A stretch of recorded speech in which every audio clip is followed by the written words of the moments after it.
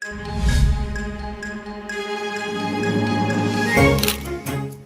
tapi sudah coba aku panggil. Terima kasih atas saranmu. Aku akan berangkat sekarang. Kilatan petir menyambar. Hei, jangan sentuh aku.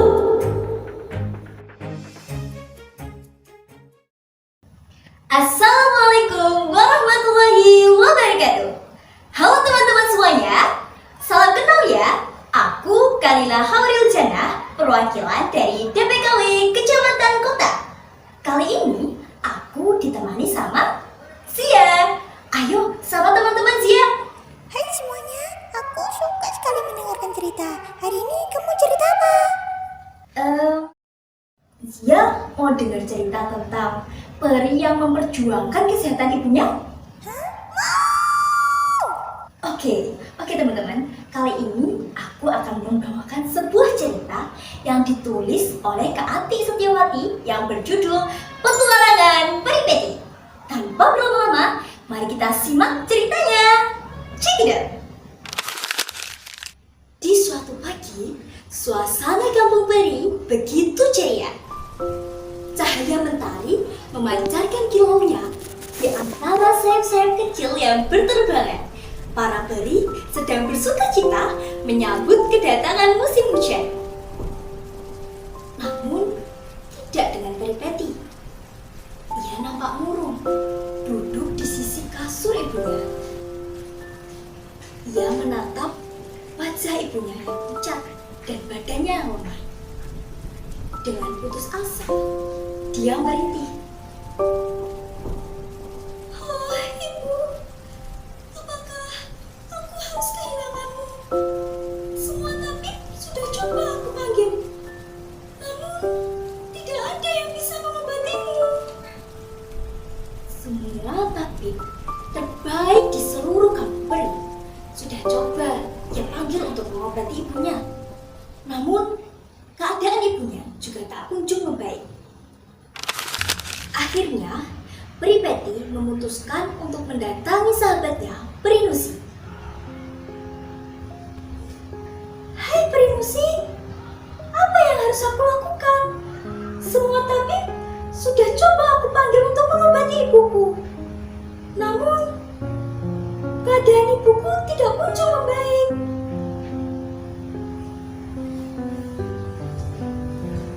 Hei, tenanglah Peti. Datanglah ke Gua Cahaya. Temukan Peri Topu. Ia adalah peri yang ahli dalam hal pengobatan. Dia adalah satu-satunya solusimu. Pergilah. Baiklah Nusi. Terima kasih atas saranmu. Aku akan berangkat sekarang. Tanpa berpikir panjang, Peri Peti pun terbang menembus hutan. Malam datang, badai pun menghadap. Angin bertiup kencang dan kilatan petir menyambar. Namun, Peri Peti memiliki tekad yang sangat kuat. Dia tetap melanjutkan perjalanannya, walaupun badai seolah menusuk tubuhnya. Akhirnya, dengan perjuangan yang sangat keras itu, ia sampai di Gua Cahaya. Sinarnya begitu terang, bagaikan mutiara di tengah kegelapan. Peri Peti memanggil-manggil Peri Topu dengan suara yang begitu bergetar dan penuh harap. Wahai Peri Topu, bantulah aku. Berikan aku obat untuk ibuku. Dari dalam goa, Peri Topu memberikan senyuman yang bijaksana. Alam sudah menyediakannya, tapi kamu harus mencari benda-benda ciptaan Tuhan.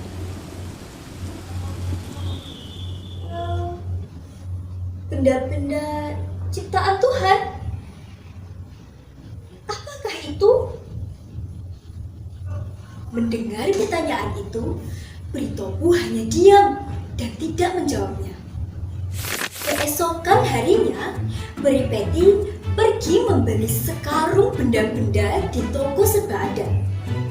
Ada piring, gelas, mangkok, dan benda-benda lainnya.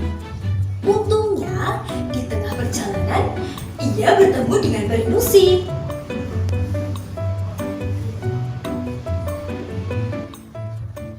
Hai Peti, banyak sekali barang yang kamu bawa.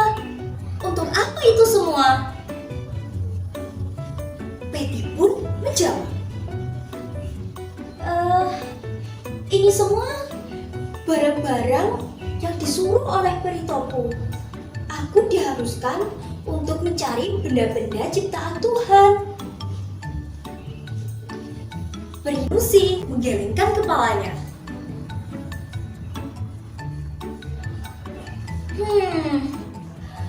Oh, bukan itu maksudnya.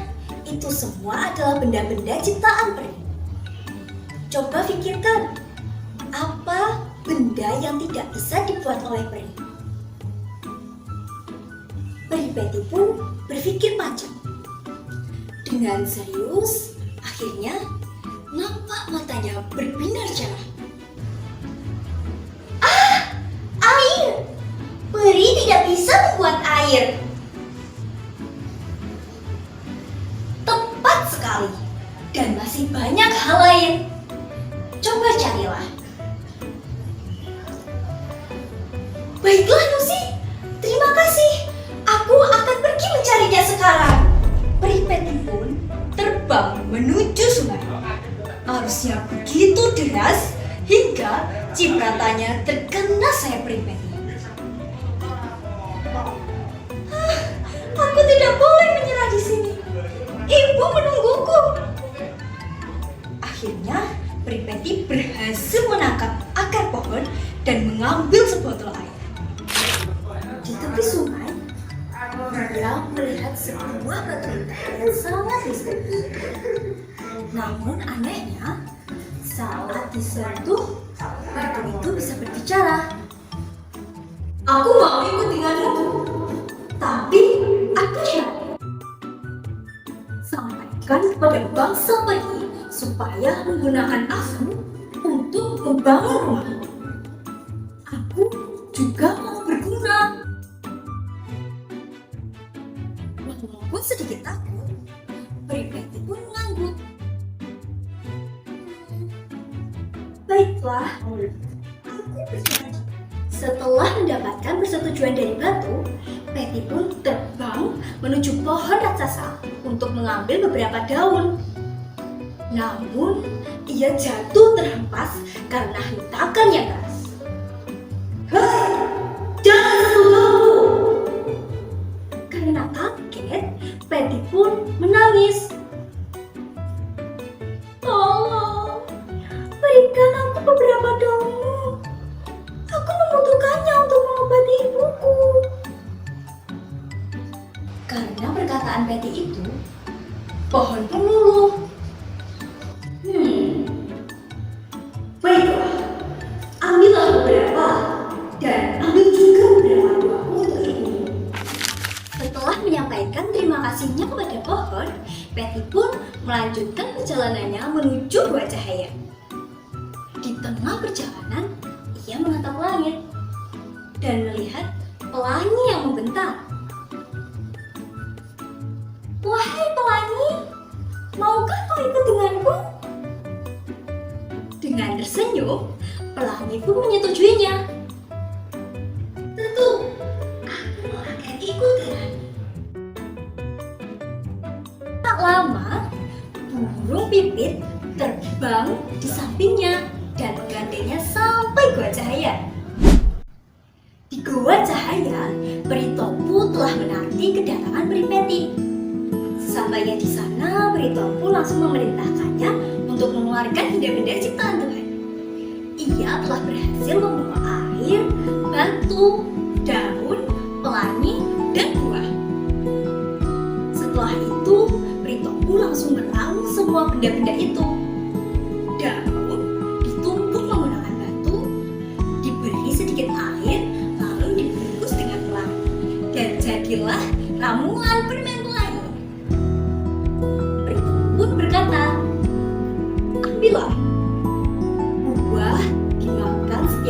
pagi dan sore, dan bijinya harus ditanam, lalu lepaskan burung-burung itu. Peri Peti pun menyampaikan terima kasihnya kepada Peri Topo. Baiklah Peri Topo, terima kasih sudah membantuku. Aku akan segera memberikannya kepada ibu. Dengan hati yang gembira, Peri Peti pun pulang dengan membawa ramuan. Ia pun mengikuti semua petunjuk yang diberikan Peri Topo. Perlahan, keajaiban pun mulai terjadi. Kondisi ibunya mulai membaik. Biji yang ia tanam tumbuh menjadi pohon yang rindang. Bersamaan dengan itu, kondisi ibunya pun pulih sepenuhnya. Setiap pagi, kicauan burung menjadi lagu penyemangat untuk memulai hari.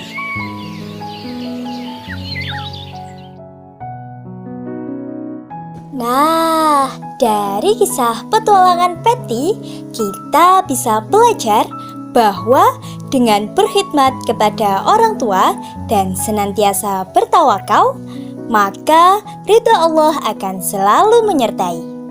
Yuk mulai terapkan birrul walidain dan senantiasa ingat kepada Allah wa Rasulihi Sallallahu Alaihi Wasallam agar hidup kita penuh dengan berkah.